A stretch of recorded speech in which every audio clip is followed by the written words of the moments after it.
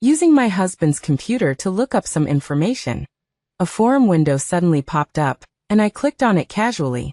The most popular thread in the forum was titled, Diary of Raising a Forbidden Possession. I clicked in and discovered that the account logged in by default was actually the author of the thread. I continued reading and found the post had been ongoing for a long time, still being updated. I scrolled to the earliest entry. The date was already 10 years ago. The poster wrote, I found a cute girl. I plan to shape her into my controlled possession. Step 1. Make her an orphan. And I was indeed an orphan. 10 years ago, I was only 14. Back then, the sky always felt so blue, and time flowed slowly. My family lived in an old building in the old district, covered in climbing vines. The apartment wasn't big, actually a bit crowded, but sunlight always managed to slip through the aged windows and spill golden light across the floor.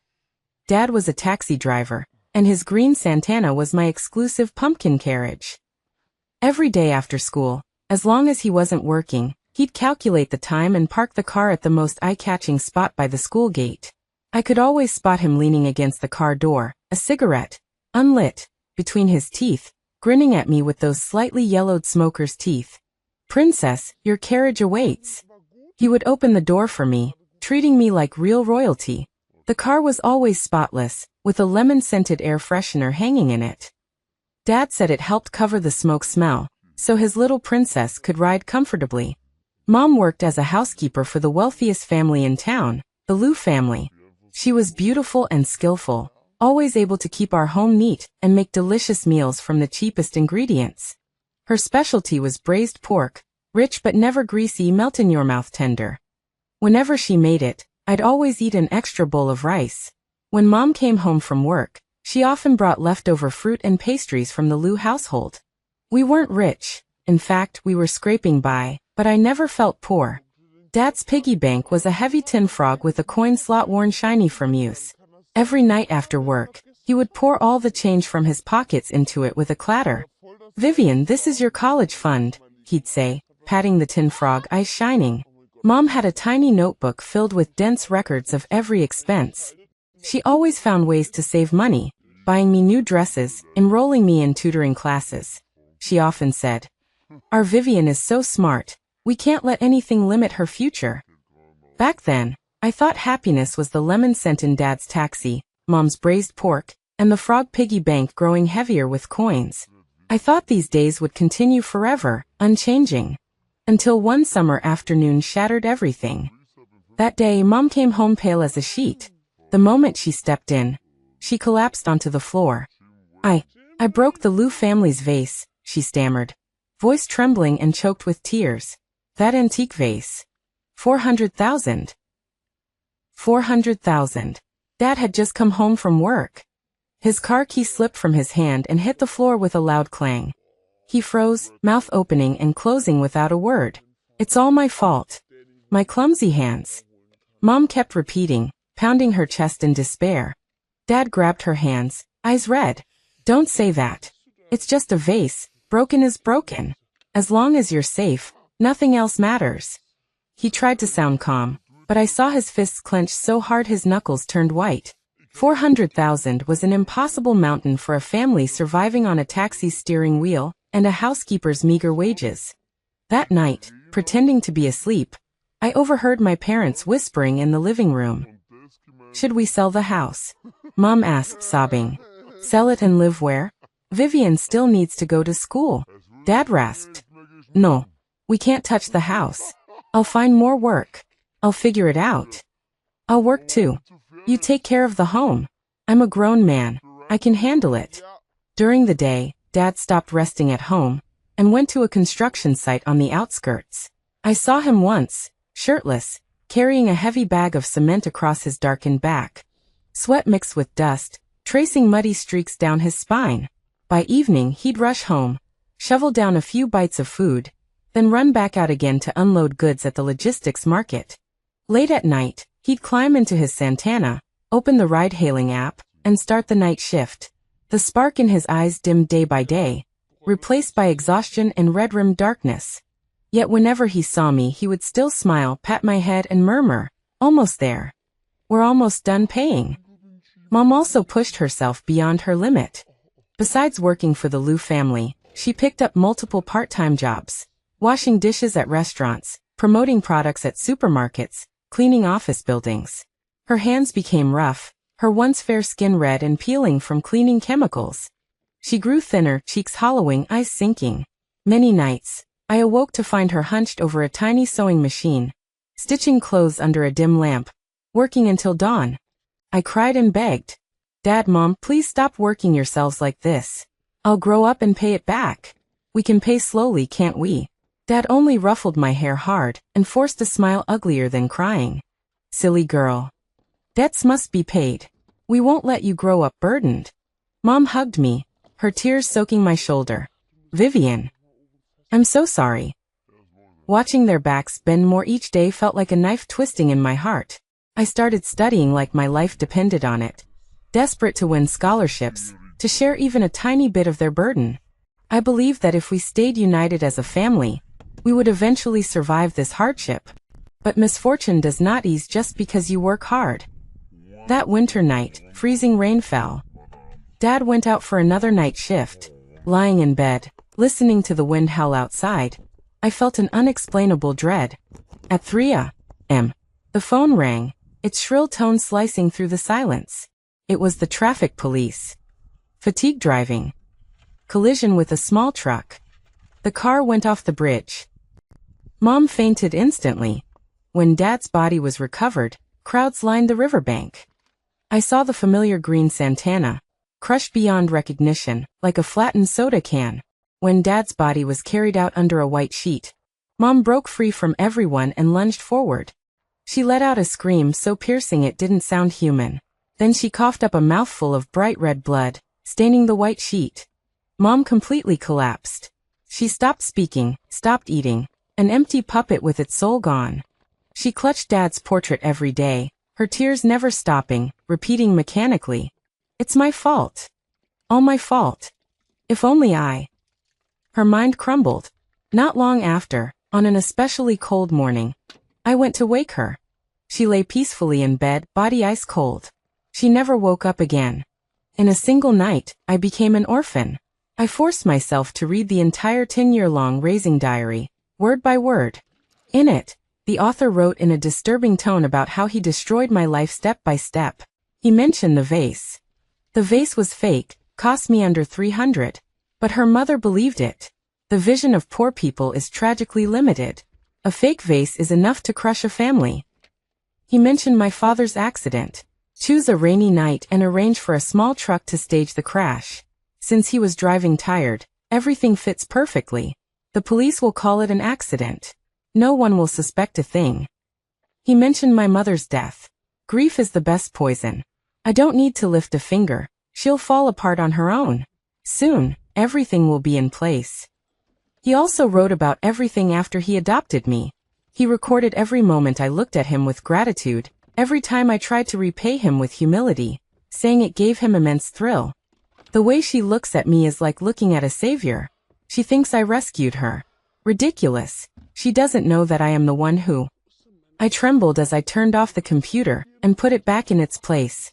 10 years ago, just when I thought I was going to be sent to an orphanage, the Liu family extended a helping hand.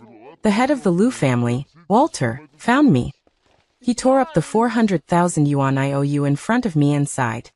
"Your mother worked for my family for many years. Even without merit, she had her hardships. Consider this debt settled. You're a girl alone and helpless. Just live with us from now on."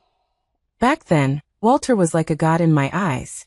I was deeply grateful to him, and vowed to repay the Liu family's kindness for the rest of my life. The Liu family also had a son, 4 years older than me, named Damien. He was handsome, intelligent, and the object of admiration for all the girls in school. He was initially a little resistant to me, but Walter told him to take care of me, so I became his little follower. I studied hard, striving to become excellent, just to get closer to his world. I got into the same university as him, and after graduation, I unhesitatingly went to work for the Liu Group. I became Walter's most capable assistant, and with my reckless work ethic, I made great contributions to the Liu Group. In my personal life, I became Damien's exclusive maid, taking care of everything for him, big or small, without complaint or regret. 3 years ago, on my 21st birthday, he proposed to me. He said, "Vivian, you've worked hard for so many years. Marry me." I married him, transforming from the Liu family's adopted daughter into the Liu family's young mistress. But married life was completely different from what I had imagined. Damien was always indifferent to me. The only time he showed interest was in bed, where Damien always had some perverted desires. Because I loved him, I always unconditionally satisfied him. Recalling the fully packed wardrobe in the bedroom, filled with erotic toys, collars, whips, playthings. Connecting these things, the words on the screen pierced my eyes painfully. So in his eyes, I wasn't his wife, but a dog he had raised for 10 years. I couldn't bear it any longer, and rushed into the bathroom, kneeling in front of the toilet, throwing up until I was dizzy. Everything in my stomach was emptied, leaving only bitter bile. But that feeling of disgust, deep in my bones, could not be shaken off. I looked at myself in the mirror and suddenly laughed. Laughing and laughing, tears streamed down my face. A full 10 years. I lived in a giant web woven with lies and sins. And the demon who wove that web slept beside me, sharing my bed every night. Hatred grew wildly in my heart. As much as I once loved him, that's how much I hate him now. I want revenge. I want him to pay a bloody price. The sound of a door opening came from the entrance. It was Damien coming home. I quickly wiped away the tears on my face, took a deep breath, and forced myself to calm down. The door was pushed open, and Damien's tall figure appeared in the doorway. He was wearing an expensive handmade suit, and his handsome face had a hint of tipsiness from alcohol. Seeing me, his brow furrowed slightly, and his tone was filled with his usual impatience. "It's so late, why aren't you asleep?" I stood up from the chair and walked to his side, reaching out to take off his suit jacket for him as usual. As my fingertips touched his carotid artery, I wondered if a hard slash could sever it. "Waiting for you." I lowered my eyes, my voice without a trace of abnormality, and hung his clothes on the hanger beside me. "Today is our 3rd wedding anniversary, and also my birthday." He replied perfunctorily, and waved his hand at me. "Come here." Like he was summoning a pet. I didn't move. His brow furrowed. "I told you to come here, what's wrong with you?" I lowered my eyes, avoiding his scrutinizing gaze. Today. I'm not feeling well." He circled me, not too fast, not too slow. "Vivian." He called my name, his voice very slow. "You today are very different." My heart jumped to my throat. "Is that so?" "Maybe. It's just that work is too tiring." I replied in the most normal tone possible. He bent down, pinched my chin, and forced me to look up. His fingers were cold, his grip was strong, pinching me painfully. He stared into my eyes, the eyes I had been obsessed with for 10 years, without a trace of affection, only lust. "Not feeling well?" The corners of his lips turned up slightly, but there was no smile. "I think you look pretty good." His other hand slid slowly down the strap of my nightgown, the cold fingertips touching my skin, and my stomach immediately churned. I stiffened my body abruptly, clenched my fists, and used all my strength to restrain myself from slapping him in the face. "I can't. Not yet. Before I push him into hell. I can't easily tear off the facade." "Damien." I forced myself to squeeze out a smile, and reached out to hold his restless hand. "Today, could you?" "Not." This was the first time I had refused him. Over the years, no matter how excessive or humiliating his demands were, I had always endured them. His movements stopped, and a trace of surprise appeared in his eyes, but unexpectedly he wasn't angry. He straightened up, glanced at me condescendingly. "Whatever you want." He threw down these 3 words, turned around, took his coat from the hanger, and walked towards the door without looking back. No argument, no anger, not even a single extra question. The sentence in the post echoed in my ears again. "Now I'm tired of the plaything. I just want a she-wolf that bites." So this is what he meant by tired. Tired to the point that he didn't even have the energy to get angry. That's fine too. I breathed a sigh of relief, slumped on the sofa, and didn't move for a long time. Until the corner of my eye caught a glimpse of a patch of white on the ground. "What's that?" I walked over slowly and bent down to pick it up. It was a folded piece of paper, which had fallen out of his coat pocket. I unfolded it. First People's Hospital of City A, ultrasound examination report. Patient name Clara. Examination conclusion. Early intrauterine pregnancy, approximately 8 weeks. Clara. Damien's secretary. I had known about this from the posts long ago, the too intentional gift. But when this light piece of paper truly appeared before my eyes, the pain of betrayal still made my heart ache. Despite the sadness, my brain was more awake than ever. Sadness, anger. These emotions only exhaust me, they are of no help. Confirming that Damien had really left, I went back into the study, turned on the computer, found the forum page, and began to operate calmly. First, I created several different email accounts, and then used these accounts to register several different encrypted cloud storage accounts. I can't put all my eggs in one basket, I have to be foolproof. Then I opened the screen recording software. Starting from the first page of the post, page by page, I recorded all the contents of the past 10 years, along with the unsightly comments below. The vase is fake, a knockoff, costing no more than 300 yuan. But her mother believed it. The vision of the poor is so pathetic. A fake vase can crush a family. Choose a rainy night. Arrange for a small truck to stage a collision. And he's driving while fatigued. Everything goes smoothly. The police will only judge it as an accident. No one will suspect it. Sadness is the best poison. I don't need to do anything. She will walk towards death herself. We can collect soon. Every sentence, every word, was like a knife, repeatedly cutting my already riddled heart. My fingers moved quickly on the keyboard and mouse, recording, taking screenshots, packaging, encrypting, uploading. I uploaded the video and screenshot files to different cloud storage accounts, setting the most complex passwords. After doing all this, I cleared all traces of operations, browsing history, and cache files from the computer. The sky was already turning a pale gray. I hadn't slept all night, but my mind was unusually excited. I knew that just having the forum posts was not enough. Damien could easily argue that this was just a web novel he wrote, a fictional creation. The Liu family's lawyers could turn black into white. I needed more direct, irrefutable evidence. Like, my father's car accident back then. The post said, arrange for a small truck to feign a collision. Who was this person? 10 years had passed, could I still find him? And also Walter, this man I regarded as a benefactor, like a father. What role did he play in all of this?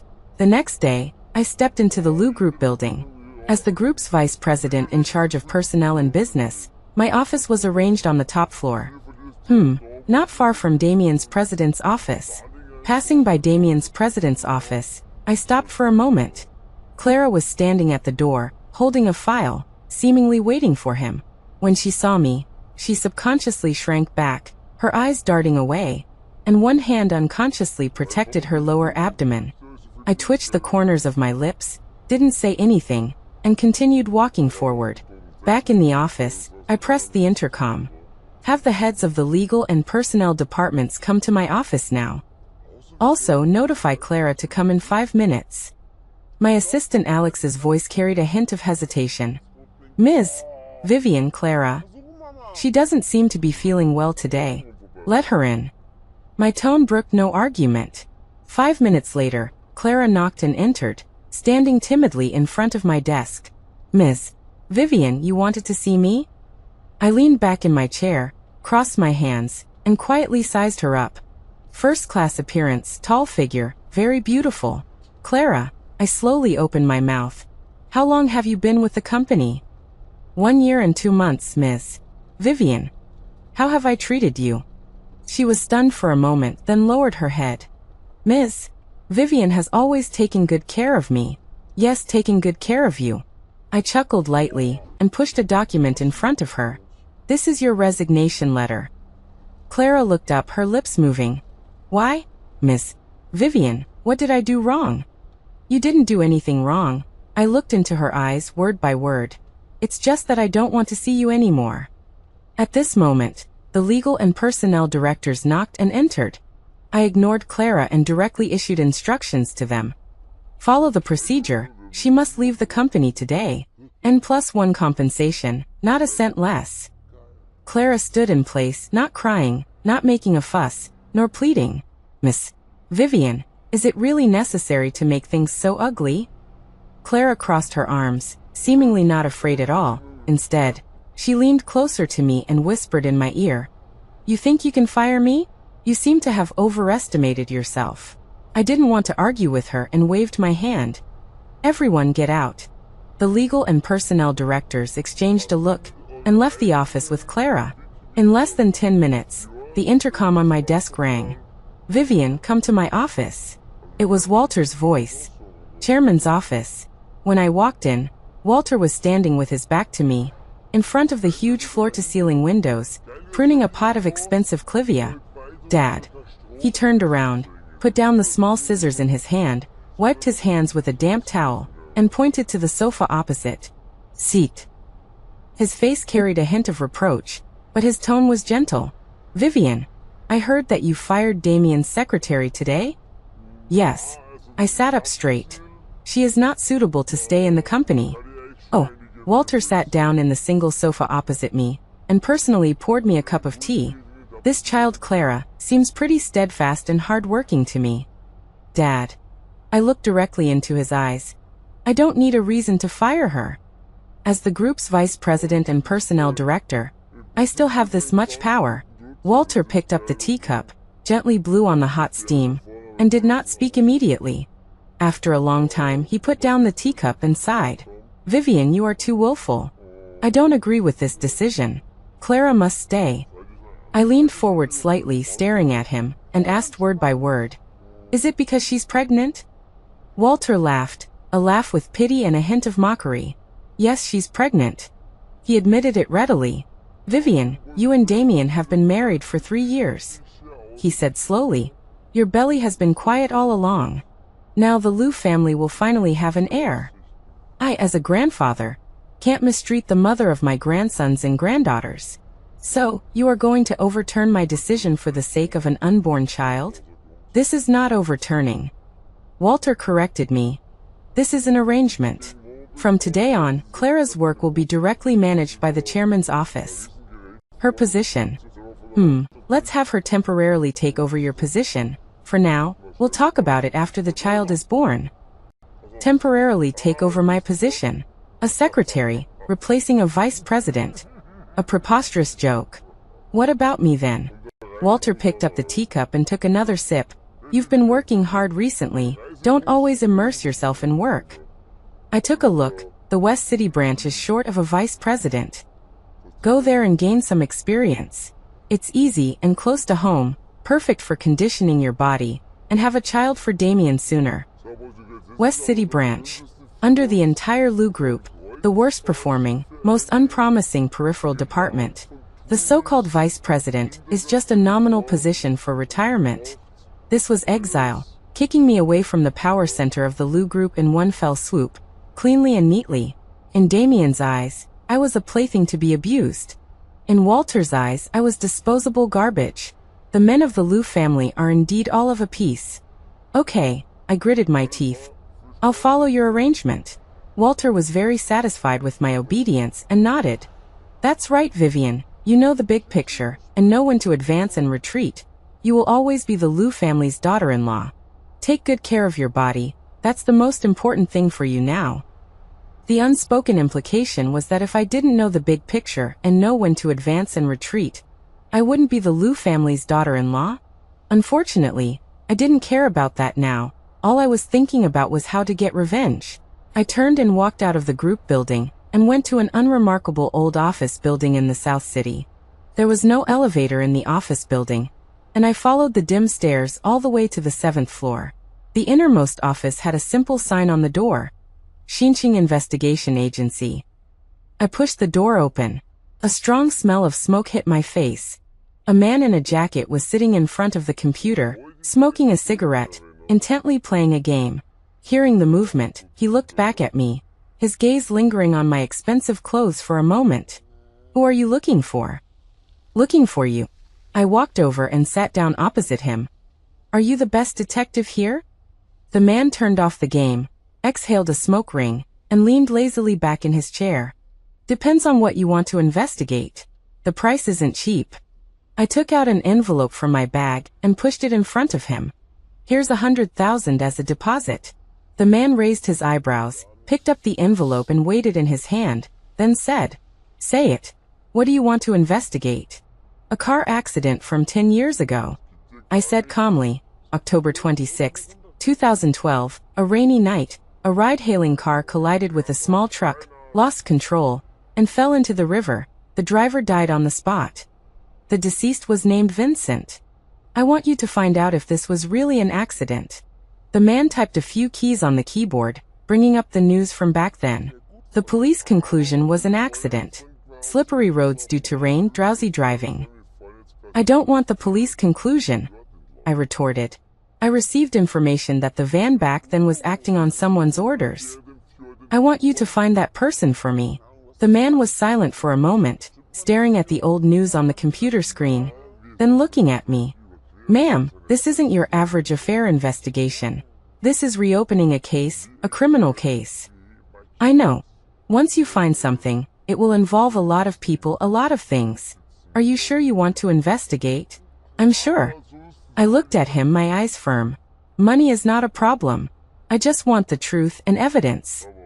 The man took a deep drag of his cigarette, extinguishing the butt in the ashtray. "All right." He stood up and extended his hand to me. "My name is Miles. I'll give you preliminary information in a week." I shook his hand. "I'll be waiting for your news." In the days that followed, I didn't report to the branch office, and Walter ignored my absence. In his eyes, I was probably just throwing a small tantrum, harmless and inconsequential, and I would resign myself to my fate in a few days. I wrote down the address of that forum post and refreshed it from time to time. Yesterday afternoon, the post was updated. After being a dog for so many years, he still can't get his position right. I feel like I've been negligent as his owner. I plan to bring a little she-wolf home to stimulate her, hoping for a wolf-dog war. Oh, so Damien is planning to bring Clara back? This afternoon, I was slowly simmering a pot of white fungus and pear soup in the kitchen. Sure enough, Damien appeared in the entryway with Clara in his arms. Clara wore a pure white dress, the hem flowing. She leaned on Damien's chest, and a hint of triumph flashed in her eyes when she saw me. "Miss Vivian," she said softly. "Oh, I'm sorry, I forgot you're not Miss Vivian anymore. The green tea flavor is a bit strong." Damien pinched her waist and said deliberately, "What are you afraid of? You're the boss here from now on." His gaze was fixed on me, expecting to see me collapse and lose control. Unfortunately, I just looked at them, my face expressionless. "You're back?" I asked. "What do you want for dinner?" "I'll have the housekeeper prepare it." Damien was slightly stunned. This was not what he had expected. Clara was also a little disappointed. What do you mean?" Damien frowned. He didn't like this feeling of being out of control. "I don't mean anything." I walked up to them, my gaze falling from his face to Clara's. "Miss Clara is visiting our home for the first time. Don't just stand there. Sit down." My gaze was too open and frank, so frank that Clara's pretense was starting to crumble. "Sister Vivian, don't be like this. Damien and I are truly in love. I know you're very sad. If you're angry, then hit me, scold me." As she spoke, her eyes turned red, and she looked pitiful. A few days ago, I would probably have been trembling with anger. But now I just found it funny. "Hit you? Scold you?" I gently shook my head. "Ms. Clara, you misunderstand. Why would I be angry? Damien liking you is his freedom. As his wife, if I can't even tolerate what he likes, then I'm failing as a wife." These words completely stunned Damien and Clara. "Damien, the Liu family is so big." I leaned back on the sofa, turning my head to look at him. "If you want her to move in, I have no objections. It's just that there are many rooms in the house. I don't know if Ms. Clara prefers south-facing or north-facing. The south-facing rooms have good sunlight, but they can be a bit sunny in the afternoon. The north-facing rooms are quieter." Clara's expression was not good.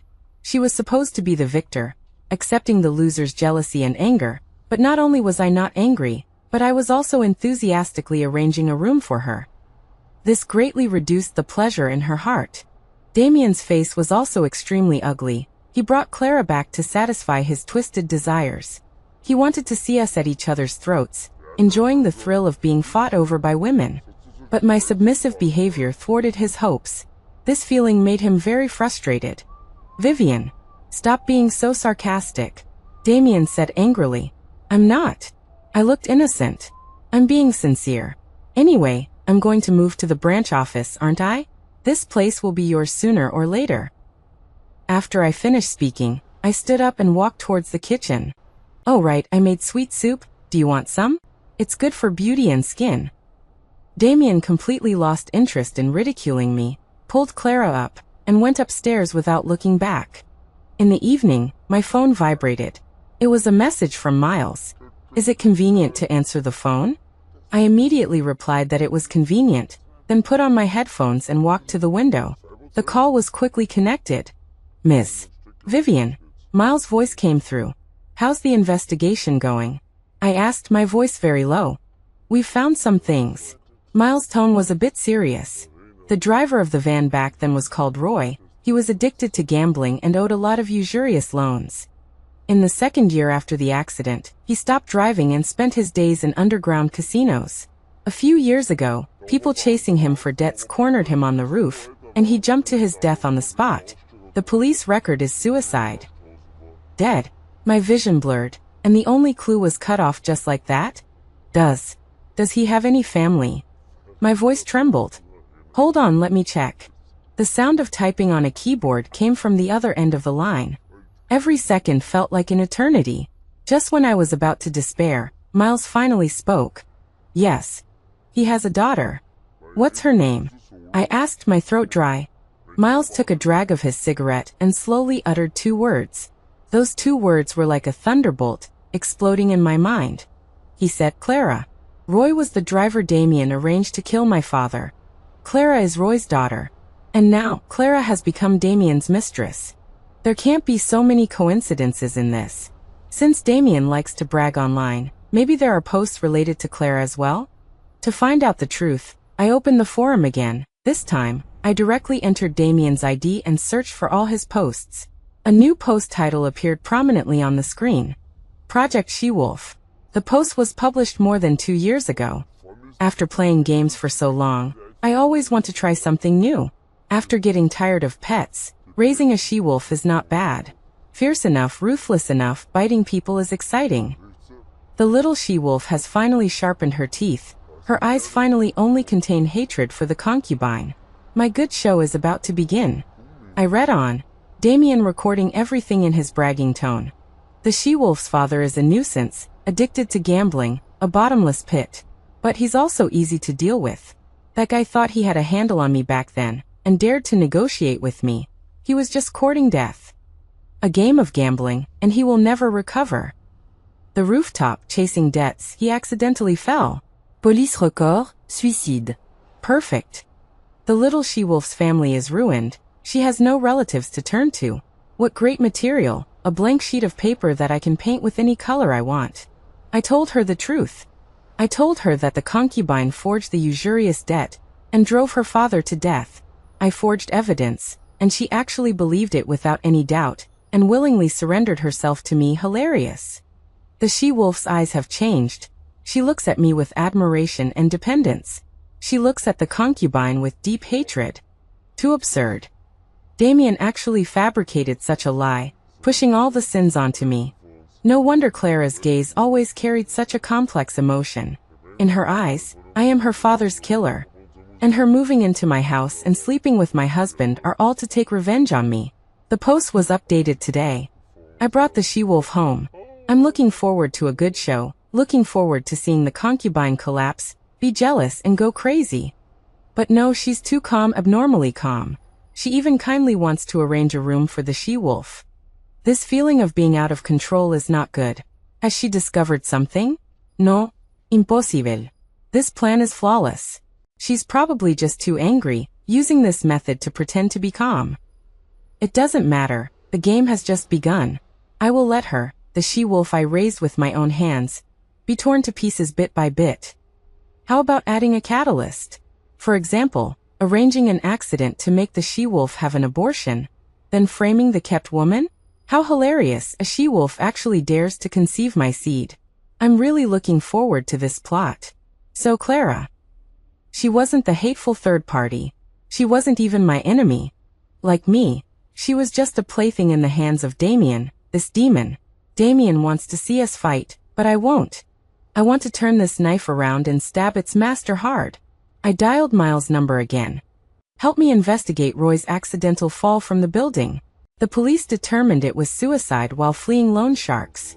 I want you to find out who the real creditor behind the loan he took out is, and who were the people chasing him on the rooftop that day.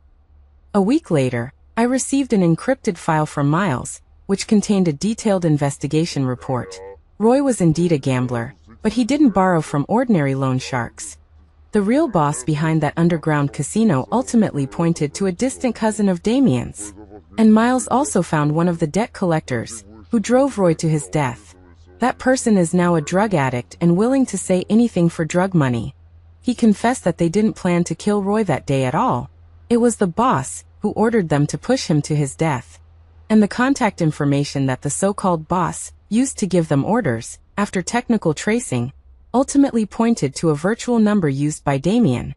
Obviously, Roy's death was a murder planned by Damien. He first ruined a man with gambling, then used the lie of revenge to turn his daughter into his kept woman and weapon. Just how evil is this man? The time has come. Now I need to find an opportunity to contact Clara alone. This opportunity came soon. Damien was going to a neighboring city to attend a 2-day business forum.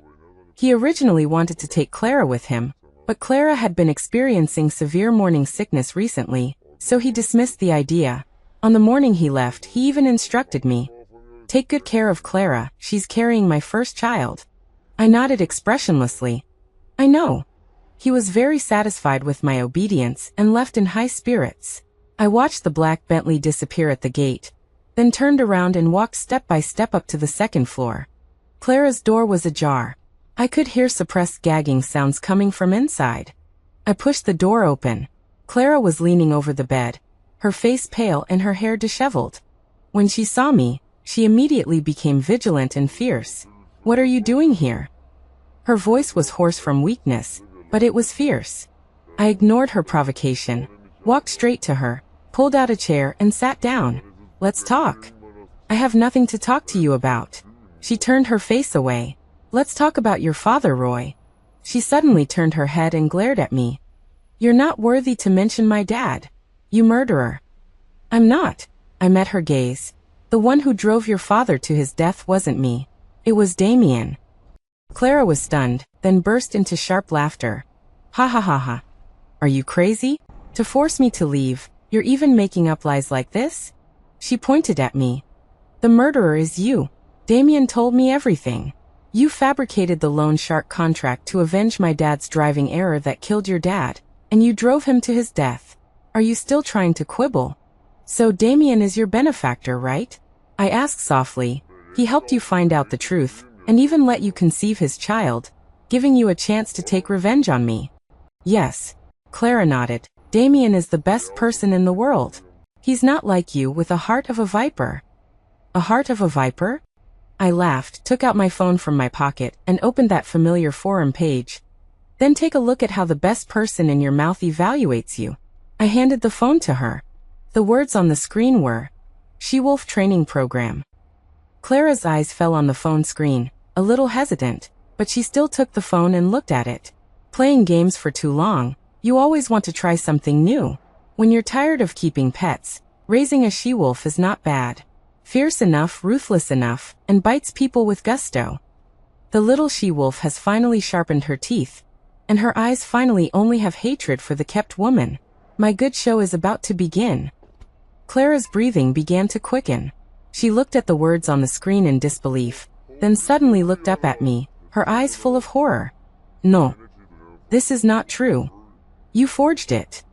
She muttered to herself, as if trying to convince herself. "Forged it? Then take a look at this.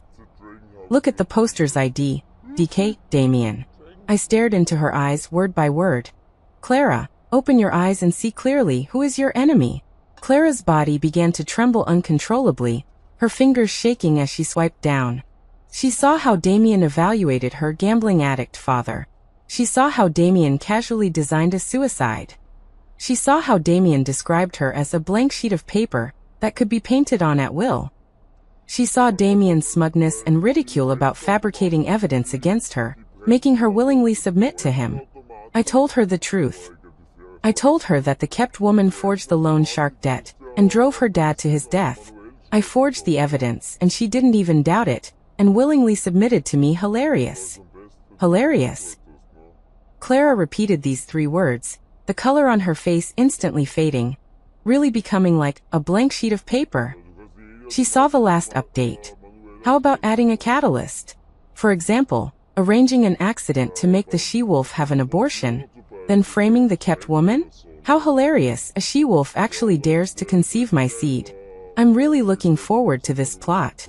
With a thud, the phone slipped from her hand and fell on the carpet. Only her heavy and painful breathing was heard in the room. A scream so shrill it didn't sound human burst from the depths of her throat. She hugged her head with both hands, curled up in pain, and tears poured down her face like a dam had burst. She cried for a long time, from suppressed sobs to loud weeping, and finally to powerless choking. I didn't try to comfort her. I knew she needed to vent. I silently picked up the phone, and also retrieved the evidence file sent by Miles from the computer, which contained the truth about her father's death, and placed it in front of her. These are the evidence of Damien murdering your father. After crying for who knows how long, Clara finally stopped. She reached out her trembling hand and opened the folder. Document after document, evidence after evidence, completely shattered her last bit of fantasy. She finally understood that she had hated the wrong person and loved the wrong person. He wants to watch a show. Clara's voice was hoarse, squeezing out these words from between her teeth. He wants to see me tear you apart. He wants to see me miscarry, and then frame you. She looked up, her eyes burning, and looked at me. Okay. Then I'll act it out for him. I looked at the resolute ferocity in her eyes. I knew that the she-wolf raised by Damien's own hands had finally sharpened her fangs. Only this time, the target of the hunt had become its master. What do you want to do? Play along. Clara stroked her still flat abdomen, a strange and tragic smile on her face. Isn't he looking forward to me having an abortion? Doesn't he want to put the blame on you? Then let's make this happen as he wishes. My heart jumped. This plan was even crazier than I imagined. Using her own child as bait to set up a trap. This is too dangerous. I instinctively objected. And this child. Child. Clara smiled miserably, tears streaming down again. I can't give birth to the devil's child. Rather than letting it disappear silently, it's better to let it become the final sacrifice to judge the devil. Okay. I didn't try to persuade her anymore. But we need evidence. Irrefutable, ironclad evidence that can nail him down. Otherwise, with Damien's means, he has a million ways to get away with it. Evidence. Clara fell into thought. Cameras. I said, we can install pinhole cameras at home. Clara's eyes lit up instantly. Yes, cameras. Living room, dining room, kitchen. Install them everywhere he might do something. Leave this to me. I nodded. Damien won't be back until tomorrow. We still have 24 hours. Once the plan was set, our actions became efficient. I immediately contacted Miles and asked him to find the most professional installation team. In the smoke detector in the living room, behind the decorative picture frame in the dining room, on the socket panel in the kitchen facing the countertop, and even in the power light of the TV in my and Damien's bedroom, micro-sized cameras were installed. These cameras were connected to a cloud server, which could record 24 hours a day without interruption, and be synchronized to my phone in real time. After seeing the repairman off, Clara and I stood in the empty living room, looking around. From now on, I said to Clara, we are still enemies. You hate me to the core and I'm mad with jealousy. We have to act even more convincingly than before to deceive that old fox, Damien. Clara nodded heavily. On the third afternoon, Damien returned. He pushed open the door and saw Clara and me sitting on the sofa in the living room, one on either side. A boring variety show was playing on TV, but neither of us was watching. Clara was looking down, her fingers unconsciously twisting the hem of her clothes. I was folding my arms and staring coldly at the TV screen. The corners of Damien's mouth immediately turned up in a satisfied smile. He liked this feeling. Two women were at each other's throats for him, ready to draw swords, and he was the king who controlled everything. What's going on here? I've only been gone for 2 days, and you two are already at each other's throats. He walked over and sat next to Clara, pulling her into his arms. Clara leaned into his embrace, her voice tinged with grievance. Damien, when you're not home, Vivian is always. She's always bullying me. She acts obedient in front of you, but it's all an act. Damien's eyes lit up, patting Clara's back, but his eyes were on me. That's just her temper, throwing a tantrum. Don't pay her any attention. I snorted lightly, abruptly stood up, walked back to the bedroom, and slammed the door shut. In the following days, the war between Clara and I escalated.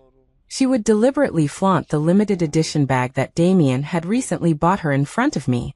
After dinner, I would push a plate of stinky tofu in front of her, saying, "Pregnant women should eat more nutritious things." We even argued over a TV remote control, having a big fight in front of Damien.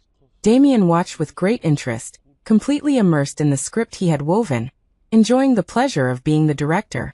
He didn't know that behind every argument, we exchanged glances that only the two of us understood. He also didn't know that the omnipresent eyes in the house were silently recording everything he did. Finally, on the 5th day after his return, he felt that the time was ripe. That evening, after dinner, Damien, unusually, didn't get cozy with Clara but called me into the study. He leaned back in his office chair, relaxed. Clara has been experiencing severe morning sickness lately. It's heartbreaking to watch, he said slowly. I stood opposite him, sneering inwardly, but my face was frosty. If you're heartbroken, take her to the hospital. What's the point of telling me? I consulted a doctor, and they said that drinking some light fish soup would help, he said, ignoring my attitude completely. You should personally stew a pot of soup tomorrow to nourish her body. Here it comes. I deliberately acted unwilling. Why should I serve her? Who does she think she is? Because she's carrying my child. Damien's face darkened, and he said in a commanding tone, "This is a descendant of the Liu family, and nothing can go wrong. Do you understand?" I gritted my teeth, my chest heaving violently, and after a long moment, I squeezed out a few words from between my teeth. Understood. Damien nodded in satisfaction and waved for me to leave. Back in the room, I immediately sent Clara a message. Fish soup. Tomorrow. Soon I received her reply. Received. The next day, as Damien instructed, I bought the freshest crucian carp. In the kitchen, in front of the nanny, I cleaned and boiled, meticulously following every step. The soup simmered in the pot, sending out inviting aromas, and the milky white broth was fragrant. The nanny praised from the side, "Madam, your cooking skills are truly excellent." I looked at the pot of soup, but my heart was ice cold. The soup was ready around noon. Damien came downstairs, glanced at the kitchen, and then beckoned me over. "Come here for a moment. I seem to have forgotten the password to the safe in my study. Could you help me try it?" It was a clumsy and laughable excuse, but I obediently wiped my hands and walked towards the study. I deliberately lingered in the study for a long time, trying several incorrect password combinations. And my phone clearly displayed the real-time surveillance footage of the kitchen. I saw that less than 30 seconds after I left the kitchen, Damien dismissed the nanny and slipped inside. He strode to the stove and took out a small plastic bag from his pocket, pouring all the powder inside into the boiling fish soup. He picked up a ladle and stirred carefully, until the powder was completely dissolved. After seeing him do all this, I turned off my phone screen. "I remember," I deliberately exclaimed, and then entered the correct password. The safe clicked open. Walking out of the study, my face was as usual as I walked to the kitchen, ladled a bowl of soup, and went upstairs.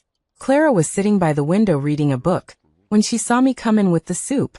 I placed the soup on the table in front of her, and gave her a barely perceptible nod. She also returned a firm gaze. I turned and left, gently closing the door. About half an hour passed. A piercing scream cut through the silence of the villa.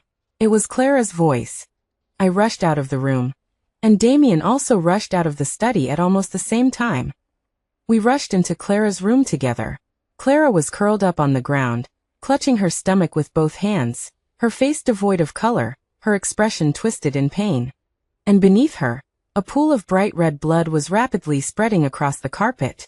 Clara! Clara, what's wrong? Damien rushed over and hugged Clara, his face full of panic and heartache. Then he suddenly looked up, glaring at me. It's you, isn't it? He pointed at me, roaring hysterically. Did you put something in the soup? You're so wicked. He was acting so well. Anger, shock, disbelief. If I hadn't seen the surveillance with my own eyes, I would almost have applauded his acting skills. Slowly, I took out my phone from my pocket. I dialed 110. I pressed the call button and put the phone to my ear. Then, amid Damien's shocked expression, I said, Hello? 110? I want to report a crime. My husband Damien intentionally inflicted harm, causing someone to miscarry. The address is Building A No. 1 Chanchue Manor. Damien's pupils contracted sharply. You're crazy, he shrieked. Vivian, you're fucking crazy. Why are you calling the police? The voice of the 110 operator came from the other end of the line. Madam, please remain calm. Repeat your address, we will dispatch officers immediately. Building A No. 1 Chanchue Manor. I repeated. It wasn't me. Police officers, it wasn't me. It was her. It was this woman. Damien finally reacted, roaring madly into my phone. She was the one who poisoned her. She wanted to harm Clara. She's jealous that Clara is pregnant with my child. She's the murderer. His voice echoed through the empty room, hysterical. I dialed 120 again. Vivian, Damien roared, lunging at me, his fingers spread wide, trying to strangle me. You worthless slut. I'm going to kill you. I raised my right hand and pointed to the upper corner of the room. In that corner, there was an inconspicuous camera. Damien's movements froze instantly. He followed the direction of my finger and saw the lens. At that moment, he finally realized something, and his face turned completely white. You, he stammered, since when? I didn't answer him, because the sound of sirens was already approaching.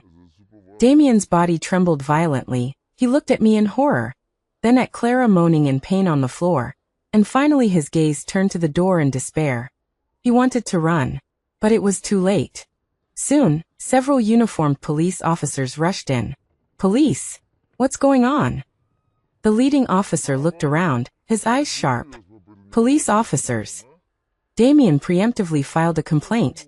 It's her. It was this woman who poisoned her. She's jealous that Clara is pregnant with my child, so she wanted to harm them and the baby. She's the one who brought the soup. You should arrest her. The police's gaze shifted to me, filled with scrutiny. I unlocked my phone, pulled up the video I had prepared long ago, and handed it to the officer. Officer, please take a look at this first. The video was very clear. In the footage, Damien sneaked in furtively, took out the plastic bag from his pocket, and poured all the white powder inside into the fish soup. He even meticulously stirred it with a soup spoon. The evidence was irrefutable. The police officer's expression instantly turned serious. Sir, the officer's voice was as cold and hard as iron. We now suspect you of intentional injury. Please come with us to assist in the investigation. 2 police officers stepped forward, one on each side, preparing to restrain him. No, it wasn't me. The video is fake. She photoshopped it. Damien was still struggling for a last chance. He suddenly turned to Clara on the floor. Clara, tell them it wasn't me. Tell them.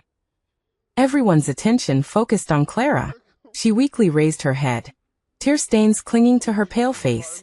She extended a trembling hand, pointing at Damien. Officer. It was him. It was him.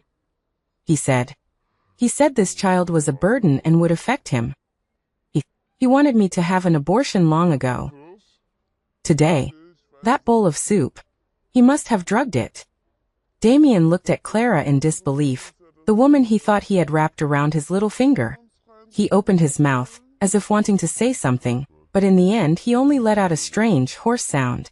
The police officers no longer hesitated, took out handcuffs and skillfully cuffed his hands.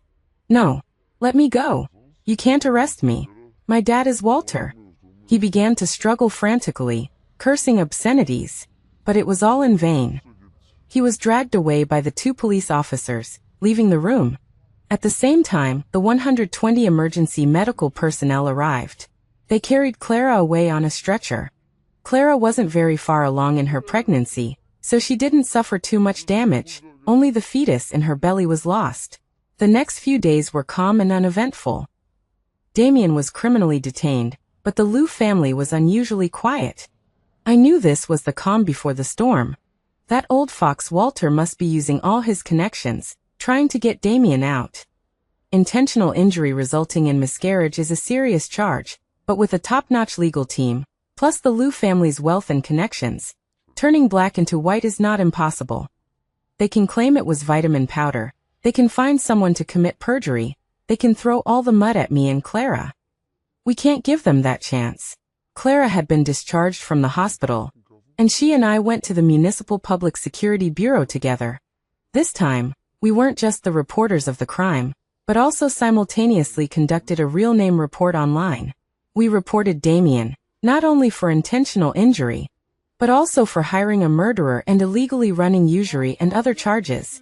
I submitted the evidence Miles had collected during this time, as well as the evidence I had obtained after working at the Liu Group for many years.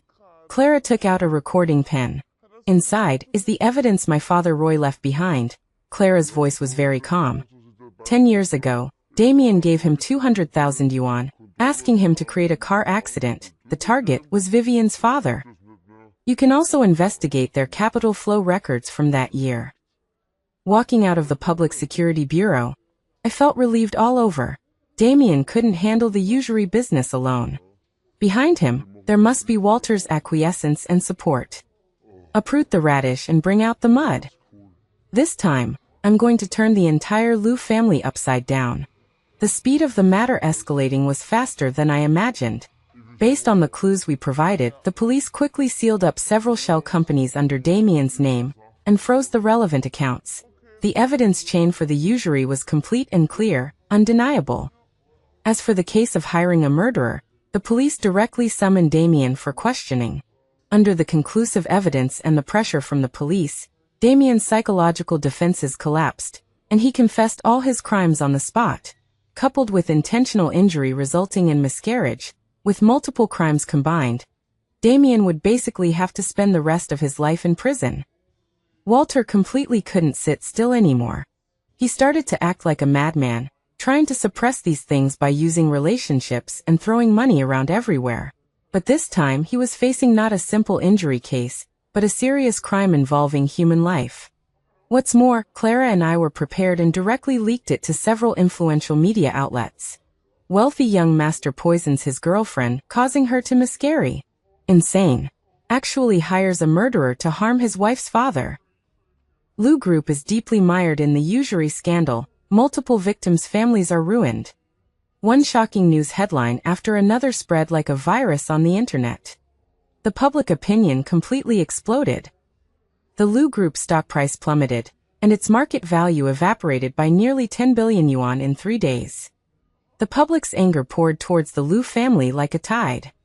At this moment, the investigation by the task force also had a new breakthrough. In the investigation of the usury case, they accidentally discovered that Walter was not only an accomplice, but also one of the main manipulators behind the scenes. Moreover, in order to help Damien cover up his crimes, he had bribed and threatened relevant witnesses multiple times. Charges: shielding, bribery, illegal operation. Multiple crimes combined. An arrest warrant was delivered to the chairman's office of the Liu Group.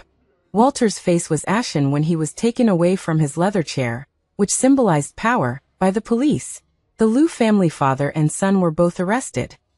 Just when everyone thought that the Liu Group was about to disintegrate, Clara and I appeared in the conference room on the top floor of the Liu Group headquarters.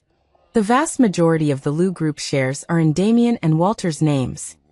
Damien's mother died early, and I, as Damien's legal wife, had temporary equity proxy holding and voting rights in the event that he could not exercise shareholder rights. And Clara, as my assistant, made a dazzling appearance. After a series of struggles and cleansing, Clara and I finally officially took over the Lou Group.